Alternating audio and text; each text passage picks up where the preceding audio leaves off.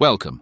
In today's video, I offer you to use my time machine and travel to a time when the name Mike Tyson was disrespected by daring rooster fighters who ended up defeated in the ring once their chance to beat him came to an end.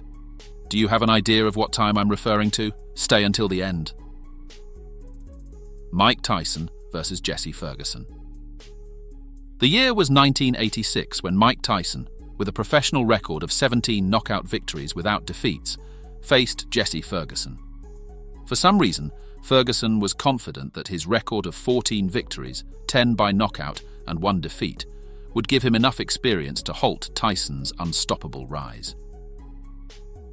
Before stepping into the ring at Rensselaer Polytechnic Institute in Troy, New York, he took it upon himself to discredit the young man who was about to become a living legend. On February 16th, Tyson's fists would ultimately teach him a harsh lesson. Once they got into the ring, Tyson landed deafening hooks to Ferguson's body and snapped his head back on a couple of occasions. Then have some of Tyson's 12 first-round knockout victims, but now, in the Carl Williams fight, we saw Jesse special. He threw a tremendous left hook, missed with it, and didn't go off balance. Ferguson fought much of the first half of the first round with his back against the ropes, which was not a good omen. He sought to block Tyson's attacks and occasionally, during the last minute, managed to execute some of his own. Ferguson landed one good left. However, Tyson's cruel offensive continued to punish Ferguson's body during the second round. Right now, Ferguson's just fighting. Absolutely not. Would not try to win. Much of the third round was spent in internal struggles where Tyson managed to overpower Ferguson. Having leaned against the ropes until then, Ferguson managed to execute a good flurry halfway through the round, causing Tyson's head to recoil. Has won the first 2 rounds and is controlling the third.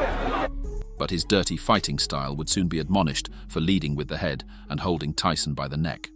Ferguson only dirtied his performance further by throwing a couple of punches after the bell that ended the 4th round, but Tyson missed while responding. Ferguson began by trying to mitigate Tyson's attacks, but only succeeded in having his nose broken just over 2 minutes into the 5th round.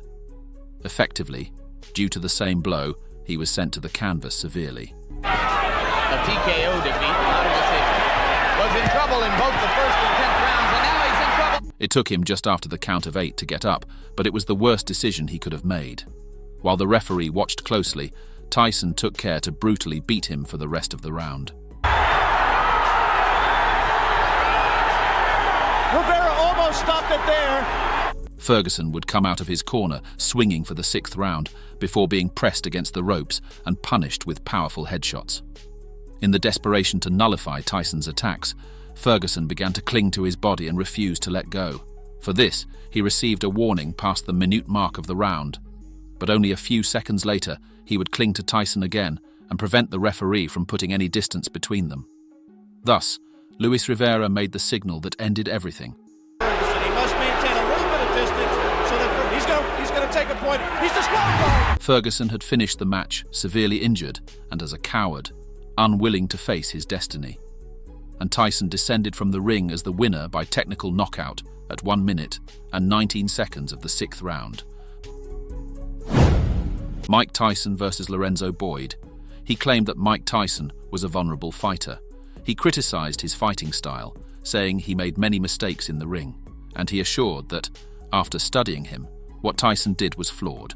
When asked if he would finally be the one to hurt Tyson, he not only said he could do it, he assured he would. What do you think happened when he entered the ring with him? On July 11th, 86, in the ring at the Stevensville Hotel in Swan Lake, New York, an unprecedented encounter took place. Tyson, maintaining his undefeated record with 23 victories, 21 of them by knockout, faced Lorenzo Boyd. Boyd, with a professional record of just 16 victories, only 9 achieved by knockout and 5 defeats, had the audacity to discredit Tyson's skills in the media days before the fight. By then, everyone wanted to be the one to make Mike taste the bitter taste of defeat, but they were far from achieving it. And once in the ring, Boyd learned not to speak too much when your skills are not up to defending your words. After the bell rang to start the match, Tyson came out to win. The aggression in his offense was so evident that it could almost be felt, and Boyd didn't know where to start to put out the fire. From the initial bell, Tyson hurt Boyd with right hooks to the body, thus breaking his fighting spirit. The intensity of Tyson's offensive was so high that it did not allow Boyd to mount his own attack, and during that first round, Tyson broke Boyd's nose, probably as a premise of what he was willing to do around the corner. Looking for an opening. I know Boyd wants to come in with the uppercut, but hasn't shown. Solid body shots from Tyson. A minute to go in round. Boyd trying to answer back. Tyson continued to dominate the pace of the fight during the second round. Boyd's impulses to win were diminishing in front of the beast he was facing in the ring. Finally, Tyson closed the night with a strong right hook to the body, crowned with a clean right hook that landed just below Boyd's chin. By Jim Jacobs and Bill Clayton. Good right uppercut. Right now he backs off from a sharp right uppercut to the body by Tyson. Again! Tyson's power was undeniable. With this perfect execution, he sent Boyd sprawling to the canvas. Sid Rubenstein, the referee, acted as a forensic examiner at the scene of the crime. He reached the count of 8 before ending the fight. By the time Tyson and his corner were celebrating the victory by knockout at 1 minute and 43 seconds of the second round, Boyd still lay on the canvas. After the fight, Boyd's testimonies regarding Tyson changed drastically. "He's stronger than I thought," he said. "He caught me very well in the ribcage, and then I got scared," he said. When asked if he saw Mike Tyson in the future defeating any heavyweight of the moment, Boyd only replied, "Yes, he will go for all of them." Lorenzo Boyd learned not to be a loudmouth the hard way. Mike Tyson versus Trevor Berbick. On November 22, 86, the prophecy sung by Lorenzo Boyd upon being defeated by Mike Tyson began to come true. In the ring at the Hilton Hotel in Las Vegas, Tyson faced his destiny and fought Trevor Berbick as a challenger. Berbick had to defend his newly won World Boxing Council heavyweight title, and his champion status made him overly confident. Despite publicly acknowledging Tyson's merits earned through punches, Berbick assured that he was not bothered by him being his challenger because he was the champion. Berbick claimed he trained hard and prepared physically and mentally for the worst, and Tyson was not the worst. He even called himself a soldier of the cross, capable of overcoming all demons. But once in the ring, the soldier ran out of ammunition for the battle. The damage in the second round began, with Tyson sending Berbick to the canvas with a series of blows that ended with a left hook. Despite falling spectacularly, he got up, indicating to Mills Lane, the referee, that he was okay to continue the fight. However, it was evident that he wasn't. His weakness was exposed when he tried to hold on to Tyson in clinches and stop him. He even tarnished his performance by hitting Tyson during a break.